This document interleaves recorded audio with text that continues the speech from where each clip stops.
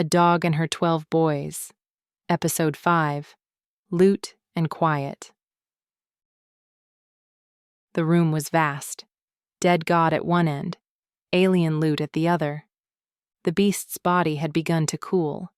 Steam curled from its torn joints. Acid glands popped every few minutes. One eye blinked reflexively, though the brain was pulp. We didn't leave. Not yet. This was the first safe chamber in 3 floors, and it was full. Alien weapons lined the walls.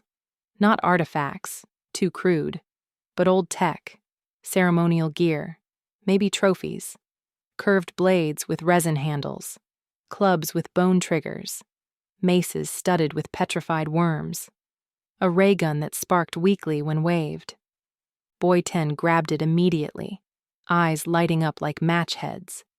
His fingers left small scorch marks on the barrel. He didn't care. His body always stank of accelerant, his own built-in fuel. He clicked the safety on and off as he sniffed the trigger.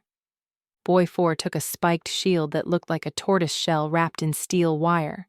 He thumped it with his fist twice, checking for balance, and nodded to himself.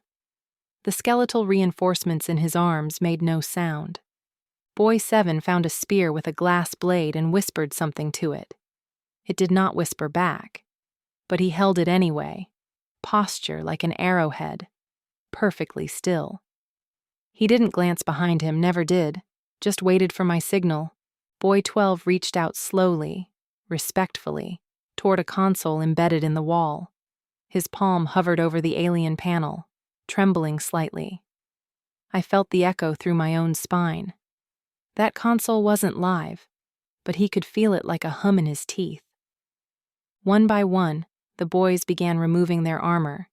It peeled off like light. The psychic energy suits I lay over them at the start of every descent, invisible until dismissed, shivered and uncoiled. Each armor was slightly different, shaped to their gait and mental pattern. Boy 3's was tight, muscle-gloved. Boy 8's was jagged, twitchy. Boy 9's hung off him like smoke. Boy 1 took the longest. He folded his suit carefully, aligning each shimmered edge like a soldier making his bunk.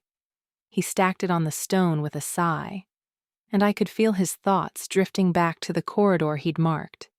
Always mapping, always watching for loops. They unwrapped themselves and stacked the mental husks on a nearby stone. It hissed faintly. Then came the ritual. They set up camp the same way they always do, half feral, half military. Crates repurposed for stools. A glowing tarp nailed to a vent for overhead cover. One boy built a stew from dried fungus and protein tubes stolen 3 runs ago. Another passed around what looked like alien jerky. Tough, spicy, possibly sentient. Boy 5, who always ate with his fingers first, roasted something he swore was edible over a cracked flame unit. His nose twitched constantly, tracking scent trails through heat and air currents. The wild in him came out loudest at mealtime. He licked the thing twice before chewing. Boy 2 dislocated his shoulder to open a sealed crate. Didn't flinch, just popped it back in and handed out bottles of dark fluid. No thanks needed. That was his way. Bruised knuckles, no glory. He sat last, back to the chamber, eyes never still. Boy 6 hunched by the wall, hammer across his knees, staring at nothing. He hadn't blinked once. I checked. His mind ran like a cold engine, steady, quiet, and dangerous. Every time another boy laughed, he flinched slightly, like the sound didn't belong. Boy 11 didn't eat. He never does. He just cleaned his weapons slowly and watched the others like they were a show. I watched too. They didn't talk much. Some muttered. Some made jokes. Boy 10 held up the ray gun and pretended to vaporize Boy 2, complete with sound effects. Boy 2 responded by throwing a boot. Boy 9 chuckled once, then leaned close to an alien sensor dish he'd salvaged. He ran his fingers over the grooves and whispered back when it hissed. He wasn't talking to anyone in camp. He was listening to something else entirely. They were animals, packs, teeth and instinct and rust. But here, around heat and meat, they softened. They built a nest, not on purpose, just bodies pushed together, half asleep, sprawling. Boy 3 curled around Boy 8. Boy 4 ended up across Boy 7's legs. Boy 9 sprawled over 2 shields and snored like a machine gun. Boy 12 laid his head next to a control box and hummed low tones that made it blink erratically. He smiled in his sleep. They formed around me without thinking. I stayed alert for a while, ears open, eyes scanning. But the heat was good. The god was dead. The chamber breathed slow. One by one, they fell asleep. Except Boy 11. He did his own thing, staring blindly into the dark while still as a mouse. I was last. I twitched once, growled once, then let the tension melt from my spine.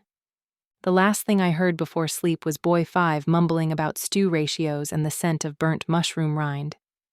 The rats came at shift cycle 4. Big, hairless, mutant strain, snouts like needles, black eyes. They didn't care about the god corpse. They cared about scraps, packs of them, dozens. The boys hadn't noticed yet, but I had. I opened one eye, tasted their hunger. They slithered from the vents, all pink muscle and yellow teeth. The scent hit first, sour protein and old wire insulation. Boy 5 stirred in his sleep, lip curling. He smelled it too, somewhere deep in his dreaming lizard brain. Camp was over.